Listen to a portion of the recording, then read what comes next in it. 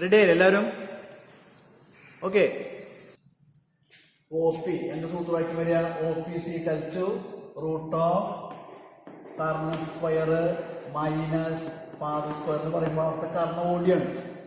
O D square minus അവിടുത്തെ പാദം P D ആണ്. Base P D square is equal to root of O D എന്ന് പറഞ്ഞാൽ 5, 5ന്റെ സ്ക്വയർ മൈനസ് പി ഡി എന്ന് പറഞ്ഞാൽ 4, 4ന്റെ സ്ക്വയർ ഈസ് ഈക്വൽ ടു 5ന്റെ സ്ക്വയർ 25, 4ന്റെ സ്ക്വയർ 16. കുറച്ച് കഴിഞ്ഞാൽ റൂട്ട് ഓഫ് 9 കിട്ടും. 9ന്റെ റൂട്ട് 3. ഒ പിയുടെ നീളം 3 സെന്റിമീറ്റർ എന്നാണ് കിട്ടുക. വേഗം എഴുതിക്കോ. O P C equal to 3 centimetre വരെ. O P C equal to 3 centimetre വരെ ഇവിടെ എഴുതി. ഓക്കെ. ഇനി ഇവിടെ ശ്രദ്ധിക്കുന്നു. അപ്പൊ നമുക്ക് ഒ ക്യൂന്റെ നീളവും ഒ പിയുടെ നീളവും കിട്ടും. നമുക്ക് വേണ്ടത് ഞാനുകൾ തമ്മിലുള്ള അകലം പി ക്യു ആണ് കണ്ടുപിടിക്കേണ്ടത്. അപ്പൊ അടുത്ത സ്റ്റെപ്പ് നിങ്ങൾ എഴുതേണ്ടത് ആയതുകൊണ്ട് ഞാനുകൾ തമ്മിലുള്ള അകലം, therefore the distance between the chords. ഇതിൽ ശ്രദ്ധിക്കേണ്ട കാര്യം ഡിസ്റ്റൻസ് ബിറ്റ്വീൻ ദ കോഡ്സ് എന്ന് പറയുമ്പോൾ കോഡ്സ് കെടുക്കുന്ന സ്ഥാനങ്ങൾ ഓർമ്മയിൽ വേണം കേട്ടോ. അതായത് വൃത്തകേന്ദ്രത്തിന്റെ ഇരുവശങ്ങളിലുമാണ് കോഡുകൾ കിടക്കുന്നത്, ഞാണുകൾ കിടക്കുന്നത് കേട്ടോ. അല്ലെങ്കിൽ വ്യാസത്തിന്റെ ഇരുവശങ്ങളിലാണ് കോഡുകൾ കിടക്കുന്നത്. അതായത് ഡയാമീറ്ററിന്റെ കേട്ടോ. ആ കോഡുകൾ തമ്മിലുള്ള അകലാണ് ഇപ്പൊ നമ്മൾ കണ്ടുപിടിക്കുന്നത്. ക്ലിയർ ആയോ? എഴുതുള്ളൂ. ഞാണുകൾ തമ്മിലുള്ള അകലം, ഡിസ്റ്റൻസ് ബിറ്റ്വീൻ ദ കോഡ്സ്. ആ അകലം നമ്മൾ ചിത്രത്തിൽ പി ക്യു ആണ്. പി ക്യു കാണുമ്പോൾ ചെയ്യേണ്ട കാര്യം ഒ ക്യൂന്റെ നീളവും ഒ പിയുടെ നീളവും നമുക്ക് കൂട്ടണം. അതിൽ ഒ ക്യൂന്റെ നീളം നമുക്ക് നേരത്തെ 4 ഒ പിയുടെ നീളം ഇപ്പോൾ നമുക്ക് 3 കിട്ടിയിട്ടുണ്ട്. കൂട്ടുമ്പോൾ ഈ 2 ഞാണുകൾ തമ്മിലുള്ള അകലം ഈ 7 സെന്റിമീറ്റേഴ്സ്, 7 സെന്റിമീറ്റർ ആണ്. ഈ ഞാണുകൾ വൃത്തകേന്ദ്രത്തിന്റെ ഇരുവശങ്ങളിൽ, ഈ വ്യാസത്തിന്റെ ഇരുവശങ്ങളിലും ആയി കഴിഞ്ഞാൽ ഈ ഞാണുകള് തമ്മിലുള്ള അകലം. ക്ലിയർ ആയോ? ഓക്കെ. എഴുതിയിരിക്കും. P Q is equal to O Q plus O P. O Q is 4 plus 3 is 7 centimetres.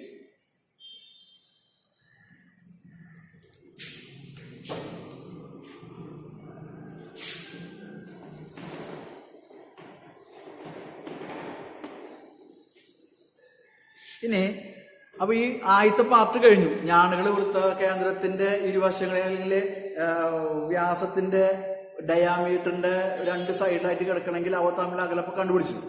രണ്ടാമത് ഇതിൽ ചോദിച്ചിട്ടുള്ള കാര്യം എന്താ വെച്ച് കഴിഞ്ഞാല് ഇതേ ഞാണുകള് എവിടെ കിടക്കണത്? വ്യാസത്തിന്റെ ഒരേ ഭാഗത്ത് എന്ന് വെച്ച് കഴിഞ്ഞാൽ വൃത്തകേന്ദ്രത്തിന്റെ ഒരേ ഭാഗത്താണ് അടുത്തത് ഈ ഞാണുകൾ രണ്ടാമത്തെ പാർട്ട് കിടക്കുന്നത്. അപ്പൊ നമ്മള് അതിന്റെ ചിത്രം ഞങ്ങൾ വരയ്ക്കാം. ശ്രദ്ധിക്കൂട്ടാ. അപ്പൊ ഇതാണ് വൃത്തം, വൃത്തകേന്ദ്രം. ഒരേ വശങ്ങളിലായിട്ട് ഞാൻ വരയ്ക്കുകയാണ്. ഇങ്ങനെ വരയ്ക്കുക ഒരേ വശത്ത്. ഞാനുടെ പ്രത്യേകത ഞാനുകൾ സമാന്തരമാണ്. അപ്പൊ നേരത്തെ വരച്ച ചിത്രത്തിലെ O ആണ് വൃത്തകേന്ദ്രം. ഇത് ശ്രദ്ധിക്കേണ്ട കാര്യം, നമ്മൾ ശ്രദ്ധിക്കേണ്ട കാര്യം, 2 ഞാനുണ്ട്. അതിൽ ഒരു ഞാണിന്റെ നീളം 8 സെന്റിമീറ്ററും രണ്ടാമത്തെ ഞാണിന്റെ നീളം 6 സെന്റിമീറ്ററുമാണ്. 8 സെന്റിമീറ്ററും 6 സെന്റിമീറ്ററും. അപ്പോ ശ്രദ്ധിക്കേണ്ട കാര്യം, ഏത് ഞാനായിരിക്കും വൃത്തകേന്ദ്രത്തിന്റെ അടുത്ത് കിടക്കുന്നുണ്ടാവുക? വൃത്തകേന്ദ്രത്തിന്റെ അടുത്ത് ഇതിൽ ഏത് ഞാനായിരിക്കും കിടക്കുന്നുണ്ടാവുക? ഇവിടെ ശ്രദ്ധിക്കുക. വൃത്തകേന്ദ്രത്തിന്റെ അടുത്തേക്ക് വരുംതോറും ഞാണുകളുടെ നീളങ്ങൾ കൂടി വരും. മനസ്സിലായോ? ഇപ്പൊ നമ്മള് പഠിച്ചൊരു കാര്യത്തില് ഒരു വൃത്തത്തിലെ ഏറ്റവും വലിയ ഞാണാണ് അതിന്റെ വ്യാസം. The diameter is the longest code എന്ന് പറയാം. ഏറ്റവും നീളം കൂടിയ ഞാണാണ് ആ വൃത്തത്തിന്റെ വ്യാസം. അപ്പൊ വ്യാസം ഒരു വൃത്ത കേന്ദ്രത്തിലൂടെയാണ് കടന്നു പോകുന്നത്. അപ്പൊ കേന്ദ്രത്തിൽ നിന്ന് അകലും തോറും എന്ത് സംഭവിക്കും? ഞാണിന്റെ നീളങ്ങള് കുറഞ്ഞുകൊണ്ടിരിക്കും. അപ്പൊ ഈ 2 ഞാണില് നമുക്ക് വലിയ ഞാണ് CD, അതിന്റെ നീളം 8 ഉണ്ട്. അപ്പോ അടുത്ത് കിടക്കുന്ന ഞാൻ CD, അകലെ കിടക്കുന്ന ഞാൻ AB. നമ്മളിങ്ങനെ അകലം വരച്ചു കഴിഞ്ഞാല് എ ബിയിലേക്കുള്ള അകലം പിയും സി ഡിയിലേക്കുള്ള അകലം നേരത്തെ ക്യൂ ആണ് കാണിച്ചത്. നമ്മുടെ ചിത്രം ഇപ്പം ഏകദേശം ഇങ്ങനെ വരും. ഇതൊന്ന് വേഗം വരച്ചിരുന്ന ചിത്രം.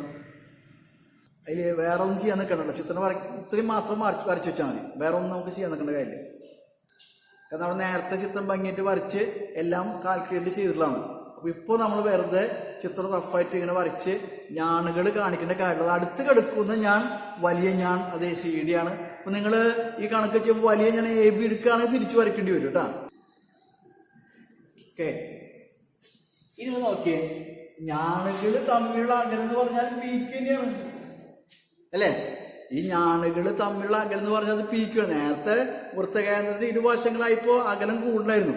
ഇപ്പോൾ ഇവിടെ നോക്കിയാൽ പീക്ക് അത്രേ ഉള്ളൂ. അപ്പൊ ഈ പീക്ക് കാണെങ്കിൽ നമ്മളോട് ചെയ്യാൻ പോകുന്ന കാര്യം നേരത്തെ ചെയ്ത പോലെ തന്നെ ഈ ഒ പിയുടെ നീളത്തിൽ നിന്ന് ഒ ക്യൂവിന്റെ നീളപ്പോ ഇവിടെ കുറയ്ക്കണം. നേരത്തെ കൂട്ടി ചെയ്തു കേട്ടോ.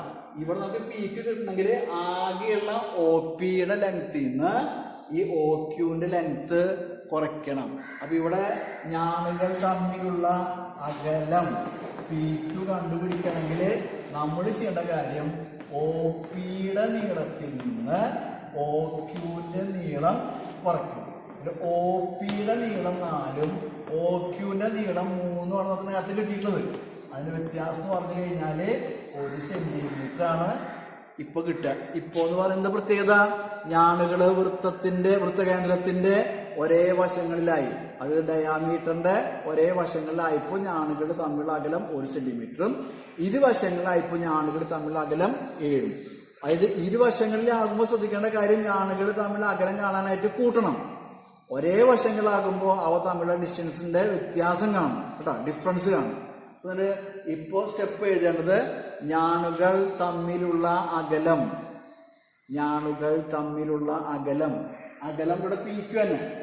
ഞാണുകൾ തമ്മിലുള്ള അകലം P Q is equal to O P minus O Q. O P minus O Q.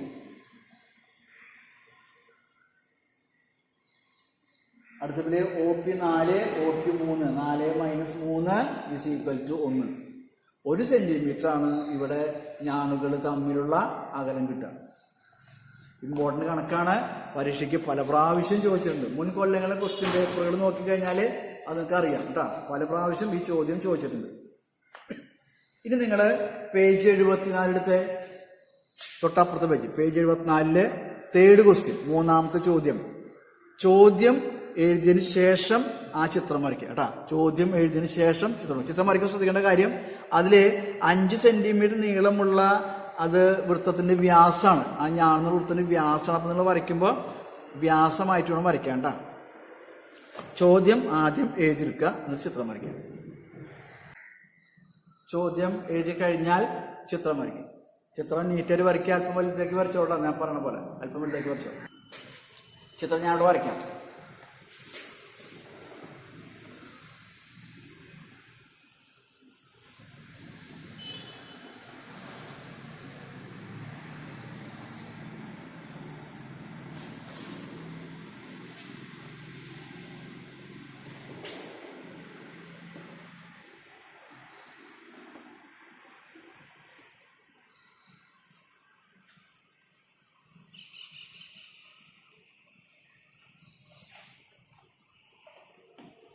പേര് കൊടുക്കൂട്ടോ, A B C D.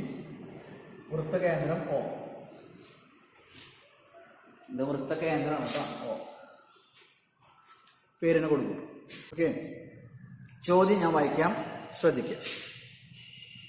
The bottom side of the quadrilateral in the picture is a diameter of the circle and the top side is a chord parallel to it. Calculate the area of the quadrilateral. ഇവിടെ ഒരു quadrilateral ആണ് വരച്ചിട്ടുള്ളത്, പേര് ABCD. ഈ quadrilateralന്റെ bottom side എന്ന് വെച്ച് കഴിഞ്ഞാൽ AB is a diameter of the circle. AB എന്ന് പറയുന്നത് വൃത്തത്തിന്റെ ഒരു വ്യാസമാണ് എന്നാണ് കണക്കിൽ പറയുന്നത്. ടോപ്പ് സൈഡ് ഈസ് എ കോഡ് which is parallel to the diameter. മോളിൽ വരച്ചിട്ടുള്ള ഞാൻ ഈ വൃത്തത്തിന്റെ വ്യാസത്തിന് സമാന്തരമാണ് എന്നാണ് കണക്കിൽ പറഞ്ഞ കാര്യം. Then find the area of the coordinator. ഈ കാണുന്ന ചതുർഭുജത്തിന്റെ പരപ്പളവ് കണ്ടുപിടിക്കുക. അപ്പൊ ചതുർഭുജങ്ങളെ കുറിച്ച് നമ്മൾ കഴിഞ്ഞ വർഷം 8 പഠിച്ചിട്ടുണ്ട്. ചതുർഭുജങ്ങളുടെ നിർമ്മിതി, കൺസ്ട്രക്ഷൻ ഓഫ് എ കോഡ്ലാറ്ററൽ അല്ലെങ്കിൽ കോഡ്ലാറ്ററൽസ്, ചതുർഭുജങ്ങൾ നിർമ്മിതി. അതില് പലതരം ചതുർഭുജങ്ങൾ, ചതുർഭുജം എന്ന് പറഞ്ഞാൽ 4 വശങ്ങളുള്ള ഒരു രൂപത്തിനെയാണ് നമ്മൾ ചതുർഭുജം എന്ന് പറയാം. അത് പലതരത്തിലുള്ള ചതുർഭുജങ്ങളെ കുറിച്ച് നിങ്ങൾ കഴിഞ്ഞ പഠിച്ചിട്ടുണ്ട്. അതായത് ആദ്യം പഠിച്ചിട്ടുള്ളത് ചതുരം, റെക്റ്റാങ്കിൾ, അതിന്റെ പ്രത്യേകത പഠിച്ചിട്ടുണ്ട്. അതിന്റെ പരപ്പളവ് കാണാൻ പഠിച്ചിട്ടുണ്ട്, ചുറ്റളവ് കാണാൻ പഠിച്ചിട്ടുണ്ട്. രണ്ടാമത് സ്ക്വയർ, സമചതുരം, അതിന് പ്രത്യേകതകൾ, അതിന് പരപ്പളവ്, ചുറ്റളവ്. പിന്നെ നമ്മൾ പഠിച്ചിട്ടുള്ളത് സാമാന്തരികം, പാരലോഗ്രാം, അതിന്റെ ചുറ്റളവ്, പരപ്പളവ് കാണാനുള്ള കാര്യം പഠിച്ചിട്ടുണ്ട്. ദെൻ റോംബസ്, സമഭുജ, സമാന്തരികം. പിന്നെ നമ്മൾ പഠിച്ചിട്ടുള്ളത് കൈറ്റ്. ഇതൊക്കെ നിങ്ങൾ കഴിഞ്ഞ കൊല്ലം ചതുർഭുജങ്ങൾ നിർമ്മിതിയിൽ പഠിച്ചിട്ടുള്ള കാര്യങ്ങളാണ്. അപ്പൊ ഞാനിതില് ഇപ്പൊ നമുക്കിവിടെ വന്നിട്ടുള്ളതിന്റെ കാര്യങ്ങൾ പറയാം. ഇപ്പോൾ വന്നിട്ടുള്ള ചതുർഭുജത്തിന്റെ പ്രത്യേകത, ഇതിന്റെ ഒരു സൈഡ് എന്നുവെച്ചാല് ഒരു സെറ്റ് ഓപ്പോസിറ്റ് സൈഡ് എന്ന് വെച്ചാല് ഒരു ജോഡി എതിർവശങ്ങള്. ഇവിടെ നമുക്ക് കണക്കിൽ പറഞ്ഞ കാര്യം അത് സമാന്തരങ്ങളാണെന്ന് പറയുന്നത്. Is parallel to the bottom side എന്ന് പറയുന്നത് വെച്ചാല് ഈ 2 വശങ്ങൾ, അതായത് എ ബി എന്ന് പറയുന്ന വശവും സി ഡി എന്ന് പറയുന്ന വശവും ഇവിടെ സമാന്തരങ്ങളാണ്, അതായത് പാരലൽ സൈഡ്സ് ആണ്. അപ്പൊ ഈ ചതുർഭുജത്തിന്റെ പ്രത്യേകത എന്ന് പറഞ്ഞാൽ, ഈ ചതുർഭുജത്തിന്റെ ഒരു സെറ്റ് ഓപ്പോസിറ്റ് സൈഡ്, അതായത് ഒരു സെറ്റ് എതിർവശങ്ങള് സമാന്തരങ്ങളാണ്. ഇങ്ങനെ ഒരു സെറ്റ് എതിർവശങ്ങൾ സമാന്തരങ്ങളായിട്ട് വരുന്ന ചതുർഭുജത്തെ നമ്മൾ പറയുന്ന പേരാണ് ലംബകം, മീൻസ് ട്രപ്പീസിയം. ഒരു സെറ്റ് ഓപ്പോസിറ്റ് സൈഡ്, അല്ലെങ്കിൽ 1 പെയർ ഓപ്പോസിറ്റ് സൈഡ് എതിർവശങ്ങള് സമാന്തരങ്ങളായി പാരലായിട്ട് വരുന്ന ചതുർഭുജത്തിന്റെ പേരാണ് ലംബകം. ലംബകത്തിന്റെ പരപ്പളവ് കണ്ടുപിടിക്കാനുള്ള സൂത്രവാക്യം കഴിഞ്ഞ കൊല്ലം നിങ്ങൾ പഠിച്ചിട്ടുണ്ട്, ഓർക്കുന്നുണ്ടോ? ലംബകത്തിന്റെ പരപ്പളവ് കണ്ടുപിടിക്കാനുള്ള formula half h into a plus B, അര h into a plus B എന്നാണ് ലംബകത്തിന്റെ പരപ്പളവ് കാണാനായിട്ട് കഴിഞ്ഞ കൊല്ലം പഠിച്ചിട്ടുള്ള സൂത്രവാക്യം. ഇതില് എ ബി എന്ന് പറഞ്ഞു കഴിഞ്ഞാൽ എന്താണ്? എ ബി എന്ന് പറഞ്ഞു കഴിഞ്ഞാൽ ഈസ് ദ പാരലൽ സൈഡ്, സമാന്തര വശങ്ങളാണ് എയും ബി. എച്ച് എന്ന് പറഞ്ഞാൽ അവ തമ്മിലുള്ള അകലം, distance between the parallel sides. മനസ്സിലായോ? അപ്പോ ഇവിടെ സൂത്രവാക്യം കിട്ടി. ഇനി സൂത്രവാക്യത്തിലേക്ക് വേണ്ട കാര്യങ്ങളൊക്കെ കണക്കുണ്ടോ നോക്കുക. അപ്പൊ എ ഈ സമാന്തര വശങ്ങൾ കണക്കിൽ തന്നിട്ടുണ്ട് 5, 3. അവ തമ്മിലുള്ള അകലം എച്ച് കണക്കിൽ തന്നിട്ടില്ല. കണ്ടാ, ഇതാണ് ഇവ തമ്മിലുള്ള അകലം. ഇത് നിങ്ങളിപ്പോ കണ്ടുപിടിച്ചിട്ട് വേണം കണക്ക് ചെയ്യാൻ. ഇത് കണ്ടുപിടിക്കാൻ വേണ്ടിയിട്ട് നിങ്ങൾ ചെയ്യേണ്ട കാര്യം, ഈ OC ഇവിടെ ജോയിൻ ചെയ്യണം. അപ്പൊ ഇത് ചെന്ന് മുട്ടുമ്പോ ഇവിടെ പേരോടെ കൊടുക്കുക, ഇവിടെ പീനം കൊടുക്കുക. നിങ്ങൾ ചിത്രത്തില് ഇത്രയും കാര്യങ്ങൾ ചെയ്യാം. അതായത് ഒരു ലംബം ഇങ്ങോട്ട് വരയ്ക്കുക, ഇവിടെ പീന് പേര് കൊടുക്കുക, ദെൻ OC ജോയിൻ ചെയ്യാം കേട്ടോ. ഇത്രയും ഇതില് OP കണ്ടിട്ട് വേണം നമുക്ക് കണക്ക് ചെയ്യാനേ. അപ്പൊ ആ ചിത്രം മാർക്ക് ചെയ്ത് 2 കാര്യങ്ങൾ മാർക്ക് ചെയ്ത്. അപ്പൊ നമുക്കിവിടെ OC എന്ന് പറഞ്ഞാലും OB എന്ന് പറഞ്ഞാലും തുല്യാവില്ലേ? കാരണം അതൊക്കെ വൃത്തത്തിന്റെ ആരങ്ങളല്ലേ, റേഡിയസ് ആണ്. അപ്പൊ നമുക്കിവിടെ AB-യുടെ ആകെ നീളം 5 എന്ന് പറഞ്ഞിട്ടുണ്ട്, AB-യുടെ ആകെ നീളം. അപ്പൊ സമഭാഗം ചെയ്യുമ്പോൾ ഇവിടെ ഉണ്ടാവും 2.5, ഇവിടെ 2.5 ഉണ്ടാവും. അങ്ങനെയാണെങ്കിൽ OC-യുടെ നീളത്തിലുണ്ടാവും 2.5 ഉണ്ടായിരിക്കും. OC is 2.5. ക്ലിയർ ആയോ? ഈ CD-യുടെ ആകെ നീളം 3 ആണ്. അപ്പൊ ഇവിടെ 1.5 ഉണ്ടായിരിക്കും, ഇവിടെയും 1.5 ഉണ്ടായിരിക്കും. ഇതൊക്കെ സമഭാഗം ചെയ്യുന്നു എന്ന് പറയുന്ന ആശയങ്ങളാണ് കേട്ടോ. അത് ആ ആശയമാണ് ഈ കണക്കിൽ നമ്മൾ ഈ സെറ്റ് മുഴുവൻ ഉപയോഗിച്ചുകൊണ്ടിരിക്കുന്നത്. അപ്പൊ ശ്രദ്ധിച്ചോളാം അത്. അപ്പൊ OC 2.5, ഇവിടെ PC-യുടെ ലെങ്ത് 1.5. ഈ കാര്യം ഞാൻ ഇവിടെ എഴുതിയിരിക്കാം. ഈ നമ്മൾ കമ്പ ട്രയാങ്കിള് OPC എടുത്തു കഴിഞ്ഞാല് OC-യുടെ നീളം നമ്മൾ കണ്ടു 2.5, PC-യുടെ നീളം നമ്മളിപ്പോ കണ്ടു 1.5. നമ്മൾ കാണാൻ പോകുന്നത് OP ആണ്. OP കണ്ടുപിടിക്കാനുള്ള ഫോർമുല എന്താ വരിക? OP കണ്ടുപിടിക്കാനുള്ള ഫോർമുല, OP എന്ന് പറഞ്ഞ ലംബല്ലേ, ആ മട്ടത്രികോണത്തിന്റെ ലംബം കണ്ടുപിടിക്കാനുള്ള formula √OP Karnam OC² minus പാദം CP² is equal to PC². Is equal to root of OC 2.5 2.5ന്റെ സ്ക്വയർ മൈനസ് PC 1.5ന്റെ square is equal to root of 2.5ന്റെ സ്ക്വയർ ചെയ്യുമ്പോൾ ശ്രദ്ധിക്കേണ്ട കാര്യം 25ന്റെ സ്ക്വയർ എഴുതാം. ദശാംശം മാറ്റിയിട്ട് സ്ക്വയർ ചെയ്തിട്ട് സ്ക്വയറിൽ 2 പ്ലേസ് വീണ് ദശാംശം വരും. അപ്പൊ 25ന്റെ സ്ക്വയർ എന്ന് പറയുമ്പോൾ 625. അതിൽ 2 പ്ലേസ്, ഇവിടെ ഒരു പ്ലേസ് ആണെങ്കിൽ 2 പ്ലേസ് വരും. 15ന്റെ square 225. 2.25 is equal to root of 625 220 കുറയ്ക്കുമ്പോൾ 400. അതായത് 4ന് കിട്ടൂടെ 4.00 വരിക. 4ന്റെ റൂട്ട് എന്ന് പറഞ്ഞാൽ 2. അതായത് OPയുടെ ലെങ്ത് നമുക്ക് 2 കിട്ടും. Therefore OPH ആണ്. H is equal to 2 centimetre എന്ന് കിട്ടി. ഈ 2 സൈഡുകൾ തമ്മിൽ അകലാണ് OP. അകലത്തിന് നമ്മൾ എന്ന് പറയാ H. അപ്പൊ H കണക്കിൽ നമ്മൾ കണ്ടുപിടിച്ചു ആദ്യം കേട്ടാ.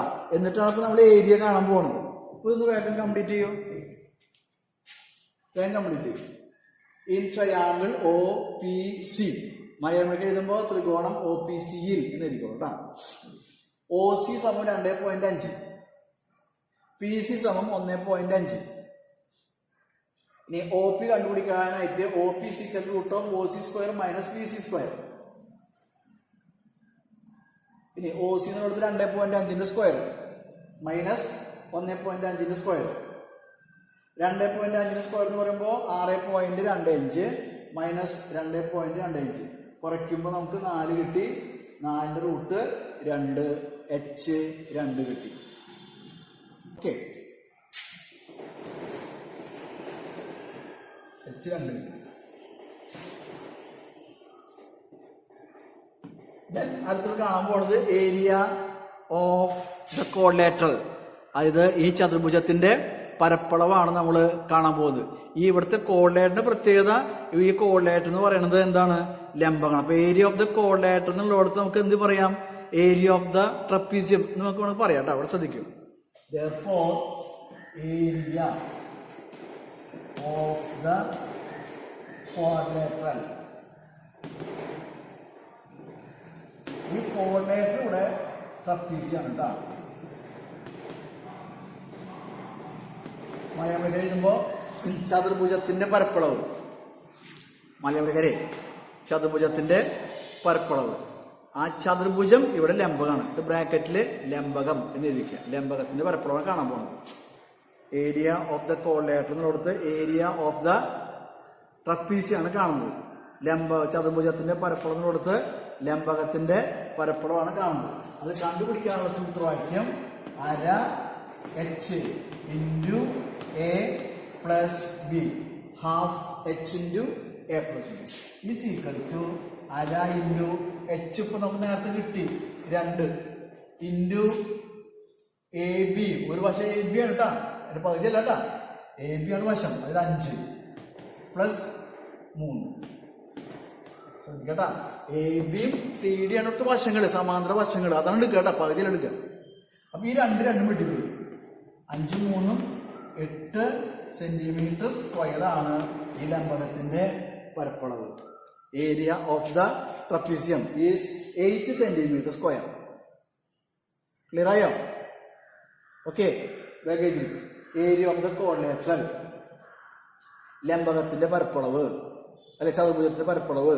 ഒരു ബ്രാക്കറ്റിൽ അത് ട്രപ്പീസിയം, ആ ചതുർഭുജം ട്രപ്പീസിയാണ്, ലംബകമാണ് ഇരിക്കുക. അത് സൂത്രവാക്യം അര H into A plus B എഴുതിക്കുക. അര H നമ്മൾ നേരത്തെ കണ്ടുപിടിച്ചു 2, സമാന്തര വശങ്ങള് 5 3. ഈ 2 വെട്ടിപ്പോയി, 5 3 കൂട്ടി 8 കിട്ടി.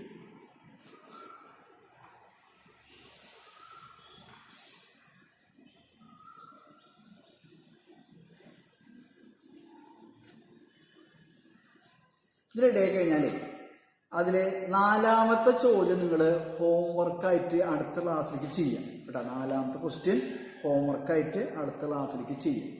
ഇനി അടുത്ത സെറ്റ് നിങ്ങൾ പേജ് 78 എടുക്കുക. അടുത്ത സെറ്റ് അതിന് കഴിഞ്ഞ് നിങ്ങൾക്ക് ഫ്രണ്ടിലേക്ക് വരാം കേട്ടോ. പേജ് 78 എടുക്കുക. അടുത്ത സെറ്റ് ചെയ്യാനായിട്ട്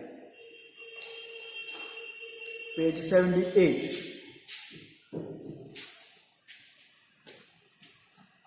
ഇത് മായ്ക്കണ്ട കേട്ടോ. കഴിഞ്ഞില്ല, കണക്ക് കഴിഞ്ഞില്ലേ?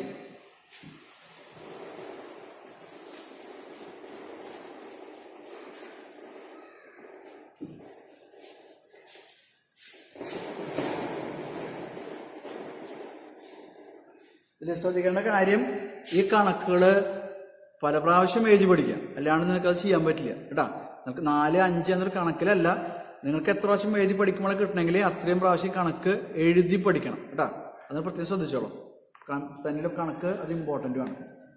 ഇനി നമുക്ക് അടുത്തത് പഠിക്കാനുള്ള ആശയം പരിവൃത്തം, സർക്കം സർക്കിൾ.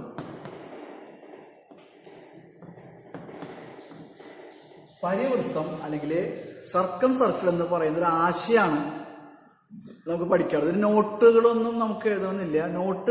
ഒരു നോട്ട് എഴുതാനുള്ളത് ഞാൻ പറഞ്ഞുതരാം. ഇതിപ്പോൾ പരിവൃത്തം എന്താണെന്നോ അതുപോലെ സർക്കം സർക്കിൾ എന്താണെന്നോ നമുക്ക് എഴുതേണ്ട കാര്യമില്ല. ഇതെന്താണെന്ന് വെച്ച് കഴിഞ്ഞാൽ പരിവൃത്തം പറഞ്ഞു കഴിഞ്ഞാൽ ഇപ്പൊ നമുക്ക് ഒരു ത്രികോണം വരയ്ക്കാനുള്ള അളവ് തരും. ആ ത്രികോണം വരച്ചിട്ട് ആ ത്രികോണത്തിന്റെ പരിവൃത്തം വരയ്ക്കാനാണ് ചോദ്യം വരിക. ആ ത്രികോണത്തിന്റെ സർക്കം സർക്കിൾ വരയ്ക്കാനാണ് ചോദ്യം വരിക. അപ്പൊ ത്രികോണം വരയ്ക്കാനായിട്ടുള്ള അളവ് നിങ്ങൾക്ക് തരും. ത്രികോണം വരയ്ക്കാനായിട്ട് സാധാരണ നമുക്ക് തരിക 3 അളവുകളാണ് സാധാരണ തരിക. അത് പലതരത്തിൽ നിങ്ങൾ എട്ടിൽ വെച്ച് പഠിച്ചിട്ടുണ്ട്. ത്രികോണം വരയ്ക്കുന്ന രീതികൾ പലതരത്തില് അളവ്. ഒരു വശവും 2 കോണുകൾ, അതിൽ എൻഡിൽ 2 കോണുകൾ, 2 വശവും അതിന് ഉൾക്കോണും തരും. 3 വശങ്ങളാവും തരും. അങ്ങനെ പലതരത്തിൽ തരും. അതിലേതെങ്കിലും സെറ്റ് വശങ്ങൾ തന്നു കഴിഞ്ഞാൽ ആ വശങ്ങൾ ഉപയോഗിച്ച് നമ്മൾ ത്രികോണം വരയ്ക്കും. ആ ത്രികോണം വരച്ചു കഴിഞ്ഞാൽ ആ ത്രികോണത്തിന്റെ പരിവൃത്തം സർക്കം സർക്കിൾ വരയ്ക്കാനുള്ള ചോദ്യം വരും. അപ്പൊ അതിനെന്ത് ചെയ്യാന്ന് വെച്ചാൽ, അപ്പൊ ഞാനിപ്പോൾ ഒരു റഫായിട്ട് ത്രികോണം വരച്ചിട്ട് ഉണ്ട് എന്ന ആശയപ്രകാരം പറയാൻ പോകുന്നത് കേട്ടോ. ത്രികോണം വരയ്ക്കാനുള്ള അളവ് അവർ തന്നു എന്ന് വിചാരിക്കുക. അവർ തന്ന അളവ് ഉപയോഗിച്ച് ഇപ്പൊ നമ്മൾ ഒരു ത്രികോണം വരച്ചു. ക്ലിയർ ആയോ? ഈ ത്രികോണത്തിന്റെ പരിവൃത്തം വരയ്ക്കാനാണ് ചോദ്യം വരിക. അപ്പൊ ത്രികോണത്തിന്റെ പരിവൃത്തം വരയ്ക്കാൻ ചോദ്യം വന്നാൽ നിങ്ങൾ ചെയ്യേണ്ട കാര്യം, ഈ ത്രികോണത്തിന്റെ ഏതെങ്കിലും 2 വശങ്ങളുടെ മധ്യലംബങ്ങൾ വരയ്ക്കുക. Draw the perpendicular bisectors of any 2 sides. ഏതെങ്കിലും 2 വശങ്ങളുടെ പെർപെൻഡിക്കുലർ ബൈസെക്ടേഴ്സ് വരയ്ക്കും. അപ്പൊ ഞാനിപ്പോ ഈ ത്രികോണത്തിന്റെ പേര് ABC എന്നാണ് വിചാരിക്കുക. ഞാനിപ്പോ ABBC എന്ന് പറയുന്ന വശങ്ങളുടെ പെർപെൻഡിക്കുലർ ബൈസെക്ടേഴ്സ് ആണ് വരയ്ക്കാൻ പോകുന്നത്. അപ്പൊ ABയിൽ വരയ്ക്കുമ്പോൾ Aയിൽ കോമ്പസ് വെച്ചു, പകുതികൾ കൂടുതലെടുത്തു, 2 ഭാഗത്തും ചാപങ്ങൾ വരച്ചു. പിന്നെ Bയിൽ വെച്ചിട്ട് ചാപങ്ങൾ കൂട്ടി വരച്ചു. അത് യോജിപ്പിച്ചു, ജോയിൻ ചെയ്തു. ഇതേപോലെ നമുക്ക് AC വരയ്ക്കാം, BCയിലൊക്കെ നിങ്ങളുടെ ഏതെങ്കിലും 2 വശങ്ങൾ അത്രയേ ഉദ്ദേശിക്കുന്നുള്ളൂ. Any 2 sides. BCയിൽ വരയ്ക്കണമെങ്കിൽ BCയിൽ കോമ്പസ് വയ്ക്കുക, പകുതികൾ കൂടുതൽ 2 ഭാഗത്തും ആർക്ക് വരയ്ക്കുക, Cയിൽ വയ്ക്കുക, ആർക്ക് കൂട്ടി വരയ്ക്കുക, അത് ജോയിൻ ചെയ്യുക. അപ്പൊ BC എന്ന് പറയുന്ന വശത്തിന്റെ ഈ 2 ാണ് വൃത്ത കേന്ദ്രം. നമ്മൾ നേരത്തെ ലാസ്റ്റ് സ്റ്റേജ് നോട്ടൊക്കെ കാണുന്നുണ്ടാവും. ആ ത്രികോണം വരച്ചിട്ട് അതിന്റെ 3 വശങ്ങളിലെ ലംബങ്ങൾ വരച്ചപ്പോൾ അത് ഒരേ ബിന്ദുവിലൂടെ കടന്നു പോകുന്നു പറഞ്ഞു. അതിനോട് കണക്ട് ചെയ്തിട്ട് ആ ത്രികോണം ഒരു വൃത്തത്തിന്റെ ഉള്ളിൽ വന്നു കഴിഞ്ഞാൽ ഈ ത്രികോണത്തിന്റെ വശങ്ങള് നമ്മൾ വരയ്ക്കുന്ന വൃത്തത്തിന്റെ ഞാണുകളാണ്. ഞാണുകളുടെ മധ്യലംബങ്ങള് വൃത്തകേന്ദ്രത്തിലൂടെ കടന്നു പോകും എന്ന ആശയമാണ് കംപ്ലീറ്റ് ആവണേ ഞാൻ നേരത്തെ പറഞ്ഞു. അപ്പോൾ ഇവിടെ നോക്കിയാൽ നിങ്ങൾ ഈ ത്രികോണത്തിന്റെ പരിവൃത്തം വരയ്ക്കുമ്പോൾ ആ പരിവൃത്തത്തിന്റെ 2 കോഡ്സാണ്, അതായത് 2 ഞാണുകളാണ് ഈ ABBC. ആ ഞാണുകൾ മധ്യലംബങ്ങൾ വരയ്ക്കുമ്പോൾ അത് വൃത്തകേന്ദ്രത്തിലൂടെ കടന്നു പോകും. അപ്പോൾ ഈ കാണുന്ന പോയിന്റ് വൃത്തകേന്ദ്രമാണ്. ആ വൃത്തം വരയ്ക്കുക എന്ത് ചെയ്യാൻ, ഇവിടെ കോമ്പസ് വയ്ക്കുക. എന്നിട്ട് ഏതെങ്കിലും ഒരു ശീർഷം വരെയുള്ള അകലം ഒരു ആരമായിട്ട് ഒരു വൃത്തം വരയ്ക്കും. ഈ വരയ്ക്കുന്ന വൃത്തത്തിനെയാണ് ആ ത്രികോണത്തിന്റെ പരിവൃത്തം, സർക്കം സർക്കിൾ എന്ന് പറയണത്. മനസ്സിലായോ? അപ്പോൾ നിങ്ങൾ ചെയ്യേണ്ട കാര്യം, പേജ് 78 ഒന്നാമത്തെ ചോദ്യം വേഗം എഴുതിയെടുത്താൻ. പേജ് 78 ഒന്നാമത്തെ ചോദ്യം.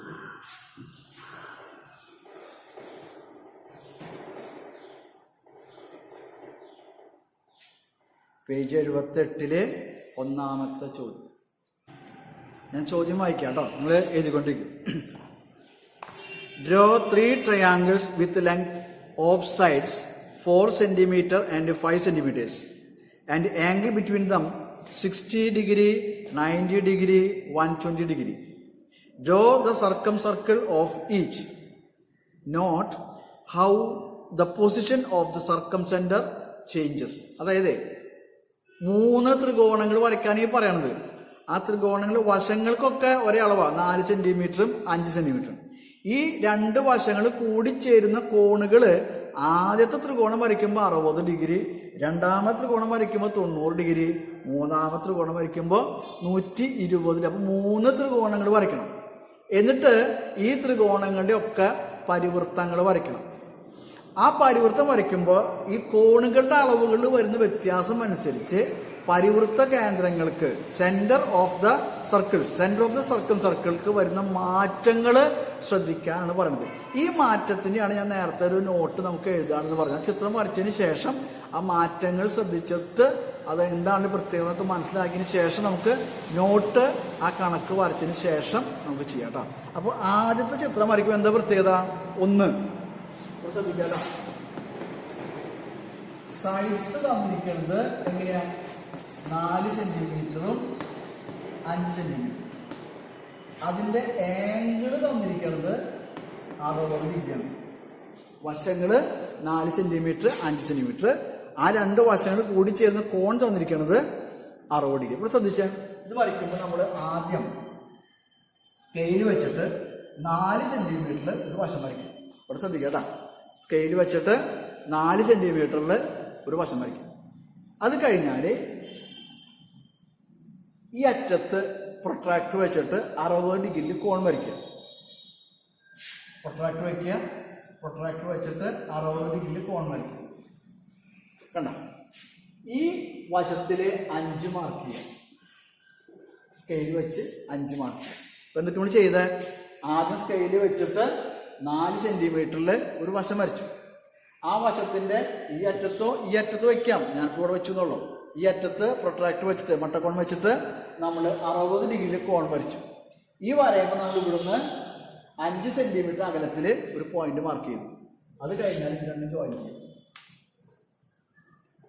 അപ്പൊ അവര് പറഞ്ഞിരിക്കുന്ന ത്രികോണം വരച്ചു കഴിഞ്ഞു. ഇനി എന്ത് വേണം? ഈ ത്രികോണത്തിന്റെ എന്താ വേണ്ടത്? നമുക്ക് സർക്കിള്, അതായത് പരിവൃത്തം വരയ്ക്കണം. പരിവൃത്തം വരയ്ക്കാനായിട്ട് ഏതെങ്കിലും 2 വശങ്ങളിലെ മധ്യലംബങ്ങൾ വരയ്ക്കണം. വേണ്ടേ? അതിന് വേണ്ടിയിട്ട് ഇവിടെ കോമ്പസ് വയ്ക്കുക, പകുതികൾ കൊടുക്കുക, 2 ഭാഗത്തും അത് മാർക്ക് ചെയ്യുക, ഇവിടെ കുത്തുക, ഇത് ജോയിൻ ചെയ്യുക. അത് കഴിഞ്ഞാൽ ഇത് വരച്ചു കഴിഞ്ഞാൽ ആദ്യത്തെ വശത്തിന്റെ ലംബം കിട്ടി. ഇതേപോലെ ഈ വശത്തിന്റെയോ വരയ്ക്കാം. ഈ വശങ്ങൾ സെലക്ട് ചെയ്യുമ്പോൾ ശ്രദ്ധിക്കേണ്ട കാര്യം, അതിന്റെ മധ്യലംബം നമ്മുടെ പേജിന് പുറത്ത് പോകാത്ത ശ്രദ്ധിച്ചോളൂ. നിങ്ങളുടെ ത്രികോണം നിങ്ങളുടെ പേജിന്റെ ഈ ഭാഗത്തേക്ക് നീങ്ങി നിൽക്കുകയാണ്, ഇവിടെയാണ് കൂടുതൽ സ്പേസ് ഉണ്ടെങ്കിൽ ഈ വശത്തിൽ വരയ്ക്കാം. അതല്ല ഇത് ഇങ്ങോട്ട് നീങ്ങി നിൽക്കുന്നത്, നിങ്ങൾക്ക് കൂടുതൽ സ്പേസ് ഈ ഭാഗത്താണെങ്കിൽ നിങ്ങൾ ഈ വശത്തിന്റെ മധ്യലം വരയ്ക്കുക. അത് നമ്മൾ നോക്കിയിട്ട് ചെയ്യേണ്ടത് കേട്ടോ. അപ്പോൾ ഈ വശം വല്ലാണ്ട് താഴ്ത്തി ഇറങ്ങി നിൽക്കുകയാണെങ്കിൽ ഈ 2 വശങ്ങൾ വരയ്ക്കും. കാരണം ഇത് നമ്മുടെ അടിയിലേക്ക് പോയി കഴിഞ്ഞാൽ നമുക്ക് ആ ലംബം ആ ആർക്കുകൾ കൂട്ടിമുട്ടുന്നത് പുറത്തായി കഴിഞ്ഞാൽ നമുക്ക് കൃത്യമായിട്ട് വരയ്ക്കാൻ പറ്റില്ല. ഞാനിപ്പോൾ ഇവിടെ വരയ്ക്കണമെന്നുള്ളൂ കേട്ടോ. ഇവിടെ കോമ്പസ് വയ്ക്കുക, പകുതികൾ കൂടുതൽ ഒരു ചാമ്പ് വരച്ചു, ഇവിടേക്ക് വരച്ചു, ഇവിടെ കുത്തി ചാമ്പ് ഇവിടെ ജോയിൻ ചെയ്യും. അത് വരച്ചു കഴിഞ്ഞാൽ ഈ 2 വശങ്ങളുടെ മധ്യലംബങ്ങൾ വരച്ചു കഴിഞ്ഞു. കണ്ട, ആ 2 വശങ്ങളുടെ മധ്യലംബങ്ങൾ കൂട്ടിമുട്ടുന്നതാണ് നമ്മൾ വരയ്ക്കാൻ പോകുന്ന വൃത്തത്തിന്റെ കേന്ദ്രം. ഇവിടെ കോമ്പസ് വെച്ചിട്ട് ഇത് ദൂരം ആരമായിട്ട് ഒരു വൃത്തം വരയ്ക്കും. അത് നിങ്ങൾ എടുക്കുന്ന അളവുകൾ കറക്റ്റ് ആണെങ്കിൽ ഈ 3 ശീർഷങ്ങളിലൂടെയും വൃത്തം കൃത്യമായിട്ട് കടന്നു പോകും. അല്ലെങ്കിൽ എന്ത് സംഭവിക്കാന്ന് വെച്ച് കഴിഞ്ഞാല് എന്താ സംഭവിക്കുക? ഒന്ന് പുറത്തുകൂടെ ഒന്ന് അകത്തുകൂടെ അങ്ങനെയൊക്കെ സംഭവിക്കും. അപ്പൊ കറക്റ്റായിട്ട് ആ കോമ്പസിലെ ആ ഇളക്കളൊക്കെ ടൈപ്പൊക്കെ ആണെങ്കിൽ ടൈറ്റ് ചെയ്തോളൂ. കറക്റ്റായിട്ട് അളവെടുത്ത് കറക്റ്റായിട്ട് അറ്റങ്ങളിൽ കൃത്യമായിട്ട് വെച്ച് പോയാൽ ഇത് ശരിയാവുള്ളൂ. അല്ലെങ്കിൽ ഒരു ശീർഷത്തിൽ കറക്റ്റ് ആവും, ബാക്കി ഒന്ന് പുറത്തൊന്ന് അകത്ത് അങ്ങനെയൊക്കെ സംഭവിക്കട്ടെ. പരമാവധി അത് കറക്റ്റായിട്ട് ഇത് വേഗം വരച്ച ചിത്രം ത്രികോണം വരയ്ക്കാറ് ഈസിയാണ്. ഈ കണക്ക് പരീക്ഷയ്ക്ക് ഉറപ്പായിട്ട് വരുന്നൊരു ചോദ്യമാണത്. പരിവൃത്തം വരയ്ക്കുക, സർക്കിൾ വരയ്ക്കുക. 4 മാർക്ക് അല്ലെങ്കിൽ 5 മാർക്കിന്റെ ചോദ്യം വരുന്ന ടൈപ്പാണ്. ഈ വർഷത്തിലെ കാര്യം നമുക്ക് എങ്ങനെ പറയാൻ പറ്റില്ല. ആദ്യം 4 സെന്റിമീറ്റർ വരയ്ക്കുക, അറ്റത്ത് നമ്മുടെ മട്ടക്കോൺ വെക്കുക. ദെൻ 60 ഡിഗ്രി വര വരയ്ക്കുക. ആ വരയമ നമ്മൾ 5 മാർക്ക് ചെയ്തു, 5 സെന്റിമീറ്റർ. ഈ 2 അറ്റങ്ങൾ ജോയിൻ ചെയ്തപ്പോൾ ത്രികോണം കിട്ടി. ഏതെങ്കിലും 2 വശങ്ങളുടെ മധ്യലംബങ്ങൾ വരയ്ക്കുക. അത് കഴിഞ്ഞാൽ ആ 2 വശങ്ങളുടെ മധ്യലംബങ്ങൾ കൂട്ടിമുട്ടുന്ന ബിന്ദു എന്തായിരിക്കും? കേന്ദ്രമായിട്ട് ആ വൃത്തം വരയ്ക്കുക. ഇവിടെ കേന്ദ്രമായിട്ട് ഏതെങ്കിലും ഒരു ശീർഷം വരെ ആരെടുത്തിട്ട് വൃത്തം വരയ്ക്കുക. അതാണ് അതിൻ്റെ പരിവൃത്തം. ഓക്കെയോ? ഓക്കെ. അടുത്തത് വരയ്ക്കുമ്പോൾ എന്താ ശ്രദ്ധിക്കേണ്ട കാര്യം? വശങ്ങളുടെ അളവ് തന്നെയാണ്. അതായത് 4 സെന്റിമീറ്റർ 5 സെന്റിമീറ്റർ വശങ്ങളുടെ അളവ്. കോൺ 60 ഡിഗ്രിക്ക് പകരം എന്ത് ചെയ്യണമെന്ന് പറയുന്നവര് 60 ഡിഗ്രിക്ക് പകരം 90 ഡിഗ്രി അളവില് കോൺ എടുത്തിട്ട് രണ്ടാമത്തെ ചിത്രം വരയ്ക്കാനാണ് പറഞ്ഞത്. നിങ്ങൾക്ക് വരച്ചൂടെ? വേഗം വരച്ചു നോക്കിയേ. എന്നിട്ട് തന്നെ വരയ്ക്കാം. ഒരു വശം 4, അതിൻ്റെ അറ്റത്ത് 90 ഡിഗ്രി മട്ടക്കോൺ 90 ഡിഗ്രി ലംബം വരയ്ക്കുക. അതും 5 എടുക്കുക. 4 വരച്ചാൽ ആ വരയുടെ അറ്റത്ത് മട്ടക്കോൺ കൊണ്ടേക്ക് വൃത്തി വരക്കണ്ട. മട്ടക്കോൺ കൊണ്ടുവച്ചിട്ട് ആ മട്ടക്കോൺ വെച്ചിട്ട് ലംബം മാർക്ക് ചെയ്യുക. ആ ലംബത്തുമ്മ 5 സെന്റിമീറ്റർ മാർക്ക് ചെയ്യുക. നേരത്തെ അറ്റങ്ങൾ ജോയിൻ ചെയ്യുക. 4 സെന്റിമീറ്റർ ആദ്യത്തെ വശം വരച്ചു. ഈ അറ്റത്ത് പ്രൊട്രാക്ടർ മട്ടക്കോൺ വെച്ചു, ലംബം മാർക്ക് ചെയ്തു. ഈ ലംബത്തുമ്മ 5 എടുത്തു. ഈ 2 അറ്റങ്ങൾ ജോയിൻ ചെയ്യും. അപ്പോൾ നമുക്കൊരു മട്ടത്രികോണാണ് കിട്ടുന്നത് കേട്ടോ. 90 ഡിഗ്രി അളവ് വന്ന കാരണം നമുക്കൊരു മട്ടത്രികോണാണ് കിട്ടുക. ഇനി ഏതെങ്കിലും 2 വശങ്ങളുടെ മതിലംബങ്ങൾ വരയ്ക്കാം. ഇവിടെ കോമ്പസ് വയ്ക്കാം. അപ്പോൾ അതിൽ കൂടുതൽ ചാപ്പങ്ങൾ വരയ്ക്കാം. ഇവിടെ കൂടുതൽ ചാപ്പങ്ങൾ ജോയിൻ ചെയ്യും. അത് കൂട്ടി വരച്ചാൽ ഈ വശത്തിന് ചെയ്യും.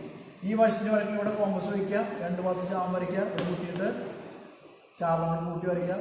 അത് ജോയിൻ ചെയ്യും. ഇതിൽ ശ്രദ്ധിക്കേണ്ട ഒരു കാര്യം, ഈ 2 വശങ്ങളിൽ മധ്യലംബങ്ങൾ വരച്ചു കഴിഞ്ഞാൽ ഇവിടെ ശ്രദ്ധിക്കുക കേട്ടോ. മട്ടത്രികോണത്തിന്റെ 2 വശങ്ങളുടെയും മധ്യലംബങ്ങൾ വരച്ചു കഴിഞ്ഞാൽ ഇവിടെ ശ്രദ്ധിക്കുക. വരച്ചു കഴിഞ്ഞാൽ നിങ്ങൾ ഓക്കെ ഇവിടെ ശ്രദ്ധിക്കുക. നിങ്ങൾ വരച്ച കാര്യങ്ങൾ കറക്റ്റ് ആണെങ്കിൽ ഈ 2 വശങ്ങളുടെയും മധ്യലംബങ്ങൾ വന്ന് കൂട്ടിമുട്ടണത് ഈ വരച്ചു വെച്ചപ്പോൾ കർണമാണ് മട്ടത്രികോണത്തിൽ അല്ലെ. 90 ഡിഗ്രി കിടക്കുന്ന വശം കർണം ഹൈപ്പോട്ടന്യൂസ് ആണ്. ഈ ഹൈപ്പോട്ടന്യൂസിന്റെ മിഡ് പോയിന്റാണ് ഈ ലംബങ്ങൾ വന്ന് കൂട്ടിമുട്ടി. മാഷ ചിത്രം നോക്കണ്ട കേട്ടോ. അത് അളവില്ലാത്ത ചിത്രങ്ങളാണ്, കറക്റ്റ് അളവല്ല. 2 മധ്യലംബങ്ങളും വന്ന് കൂട്ടിമുട്ടുന്നത് എന്ന് വെച്ച് കഴിഞ്ഞാൽ നമ്മൾ വരയ്ക്കാൻ പോകുന്ന പരിവൃത്ത കേന്ദ്രം, centre of the circumcircle അല്ലെങ്കിൽ circumcentre is the midpoint of the hypotenuse. അതായത് കർണത്തിന്റെ മധ്യബിന്ദുവിലാണ് പരിവൃത്ത കേന്ദ്രം വരിക. ഏത് ത്രികോണം വരയ്ക്കുമ്പോൾ? മട്ടത്രികോണം വരയ്ക്കുമ്പോൾ. അത് ഇമ്പോർട്ടൻ്റ് ആയിട്ട് പോയിന്റ് ആണ്. ഒരു മട്ടത്രികോണത്തിന്റെ പരിവൃത്ത കേന്ദ്രം കർണത്തിന്റെ മധ്യബിന്ദുവിൽ ആയിരിക്കും. Circumcentre of a right triangle is the midpoint of the hypotenuse. ഇനി ഇവിടെ കോമ്പസ് വയ്ക്കുക. ഏതെങ്കിലും ഒരു ശീർഷം വരെ ലെങ്ത് എടുത്തിട്ട് നിങ്ങൾ വൃത്തം വരയ്ക്കുക. മാഷയുടെ ഷേപ്പ് നോക്കണ്ട. അതെന്താ വെച്ച് കഴിഞ്ഞാൽ അളവുകൾ കറക്റ്റ് അല്ല. നിങ്ങൾ അളവെടുത്ത് വരയ്ക്കുമ്പോൾ അത് കറക്റ്റായിട്ട് വരും. അപ്പൊ ഈ ഒരു പോയിന്റ് വെരി ഇമ്പോർട്ടൻ്റ് ആട്ടാ. മട്ടത്രികോണത്തിന്റെ പരിവൃത്ത കേന്ദ്രം കർണത്തിന്റെ, നമുക്ക് ലാസ്റ്റ് നോട്ട് ചെയ്താം. ഈ 3 ചിത്രം വരച്ചതിന് ശേഷം ആ കേന്ദ്രങ്ങൾക്കുള്ള പ്രത്യേകതകൾ മനസ്സിലാക്കിയിട്ട് നമുക്ക് നോട്ട് എഴുതാം. കിട്ടിയെന്ന് വിചാരിക്കണം. ഓക്കെ. അതിൽ 3ാമത്തെ ചോദ്യം എങ്ങനെ വരിക? 3rd question. സൈഡ്സ് ഒക്കെ തന്നെ. കോണിന്റെ അളവ് 120 ഡിഗ്രി എടുക്കാനാണ് പറയുന്നത് അല്ലേ. 3ാം ചോദ്യം വരയ്ക്കുമ്പോൾ വശങ്ങൾക്ക് വ്യത്യാസമില്ല. കോണിന്റെ അളവ് 120. ഇത് നിങ്ങൾ അടുത്ത ക്ലാസ്സിലേക്ക് ഹോംവർക്ക് ആയിട്ട് വേണം വരയ്ക്കാൻ. അപ്പോൾ നിങ്ങൾക്ക് 2 ചിത്രം വരച്ച് ഐഡിയ ഇല്ലേ, ഹോംവർക്ക് വരയ്ക്കാൻ പറ്റും. ചെയ്യുമ്പോൾ ശ്രദ്ധിക്കേണ്ട കാര്യം, 120 ഡിഗ്രി അളക്കുമ്പോൾ അത് ഒബ്റ്റ്യൂസ് ആംഗിൾ ആണ്. ബൃഹത് കോൺ ഇങ്ങനെ മലച്ച് നിൽക്കും കേട്ടോ. ആ മട്ടക്കോണിൽ 102 സ്ഥലത്ത് കാണാം. അത് നിങ്ങൾ ചിത്രം വരയ്ക്കുമ്പോൾ ഇങ്ങനെ ത്രികോണം ഇങ്ങനെ വരും. അപ്പോൾ 4 സെന്റിമീറ്റർ വശം ഇവിടെ മട്ടക്കോൺ വെച്ചിട്ട് 120 ഡിഗ്രി വരാൻ ഇങ്ങനെയാണ് വരും. ഇവിടെ നിങ്ങൾ 5 വരും. എന്നിട്ട് ഇത് ജോയിൻ ചെയ്യുന്ന ത്രികോണത്തിന്റെ ഷേപ്പ് ഇങ്ങനെ വരും കേട്ടാ. ഈ ത്രികോണത്തിന്റെ പരിവൃത്ത കേന്ദ്രം നിങ്ങൾ മാർക്ക് ചെയ്യുമ്പോൾ അത് ത്രികോണത്തിന്റെ പുറത്ത് ഔട്ടർ സൈഡിലാണ് വരിക. മീൻസ് പുറം ഭാഗത്താണ്, എക്സ്റ്റീരിയർ പാർട്ടിലാണ് അത് വരിക കേട്ടോ. അപ്പോൾ ആദ്യം വരച്ചത് നമ്മൾ 60 ഡിഗ്രി ഒരു ന്യൂനകോണ് എക്യൂട്ട് ആംഗിൾ വരയ്ക്കുമ്പോൾ ആ ത്രികോണത്തിന് പരിവർത്തക കേന്ദ്രം ത്രികോണത്തിന് ഉള്ളിൽ വരിക. മട്ടത്രികോണത്തിന് പരിവർത്തക കേന്ദ്രം കർണത്തിന് മധ്യബിന്ദുര വരിക. ഒപ്റ്റ്യൂസ് ട്രയാങ്കിൾ വരയ്ക്കുമ്പോൾ, ബൃഹത് ത്രികോണങ്ങൾ വരയ്ക്കുമ്പോൾ അതിന് പരിവർത്തക കേന്ദ്രം ത്രികോണത്തിന്റെ ഔട്ടർ സൈഡിലാണ് വരിക, അതായത് പുറം ഭാഗത്താണ് വരിക. ഇതാണ് നമുക്ക് അടുത്ത ക്ലാസ്സിൽ എഴുതാവുന്ന നോട്ട് കേട്ടോ. അപ്പോൾ ഈ ചിത്രം കൂടി ഹോംവർക്ക് വരച്ച് കഴിഞ്ഞാൽ നമുക്ക് ഈ നോട്ടുകൾ അടുത്ത ക്ലാസ്സിൽ നമുക്കത് എഴുതാം. ഓക്കെ, ഈ ചിത്രം നിങ്ങൾ വരച്ച് നോക്കുക. അതിൽ ഡൗട്ട് എന്തെങ്കിലും ഉണ്ടെങ്കിൽ, എന്നിട്ട് ഡൗട്ടുകൾ ഉണ്ടെങ്കിൽ നിങ്ങൾക്ക് പേഴ്സണലി വിളിക്കാം കേട്ടോ. മാഷ്ക്ക് വിളിച്ച് ചോദിക്കാം. ഈ കണക്കുകൾ ചെയ്യുമ്പോൾ, ചിത്രം വരയ്ക്കുമ്പോഴായാലും കണക്ക് ചെയ്യുമ്പോഴേ നിങ്ങൾക്ക് അതിന് ഡൗട്ടുകൾ ഉണ്ടെങ്കിൽ മാഷ് നമ്പർ നിങ്ങൾക്ക് അറിയുന്നതല്ലേ, മാഷോട് നിങ്ങൾക്കത് ഡൗട്ടുകൾ പേഴ്സണലി ചോദിക്കാം. അതുകൊണ്ട് വിരോധമൊന്നുമില്ല. ഓക്കെ.